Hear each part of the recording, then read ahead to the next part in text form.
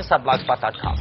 Okay, samantala mga kapatid, narito na po ang ating Express Pasabog Top 1. Express Pasabog Top 1! Santina! Bad trip na ba kay Sarah Geronimo? Problema raw sa pamilya ang tinutulong dahilan kung bakit nawawalan ng focus sa trabaho ang pa-princess. Di umano'y ilang beses na raw naging cause of delay si Sarah, kaya naman naiirita ngayon sa kanya ang pamunuan ng Star Serena. Bukod pa ito sa di umano'y pagiging mapili ng singer-actress sa mga proyekto. Ganon? True ba ito, Boss Bitch? Alam mo, hindi maganda tong kwentong ipinupukol kay Sarah Geronimo. Di ba marami nagsasabi na bakit ngayon lang siya ginaganito ng Star Cinema? Porque ba malakas ang ugong ng balita na diva na talaga magde-decide na dalhin dito si Sarah. Sinasabi ng produksyon sa kabila na masyado raw affected si Sarah sa pag-aaway ng magulang.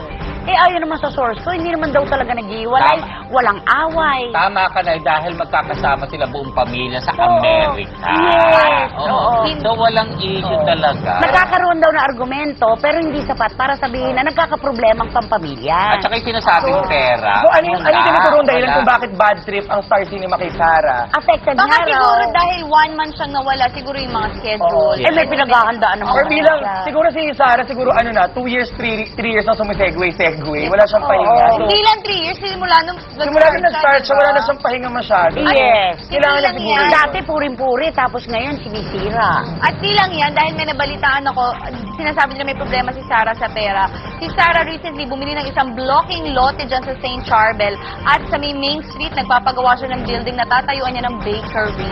Totoo yan. Kompleto ang Bukod aking pa ito resort dun sa sa, St. bukod pa ito dun sa Galing parlor, bukod pa dun sa grocery, nabili, totoo yan, Alex, yun sa likod, sa tagiliran, magkano lote ngayon doon? Diba? Malapit Kilala ko lang yung- dito. Pero kilala ko yung Malapit source dito mo. sa Sa atin. tapatan diba? ng Johnny's. Yes, Julius. bake shop. And Pandi Manila. Okay. Yes.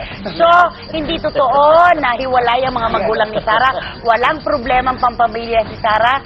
Basta, pinag-iinitan lang siya ngayon. Pride item! At saka medyo naiingit sila dahil may gagawin pelikula si Sarah. Viva! Yes! Viva la! Wala na. Para kay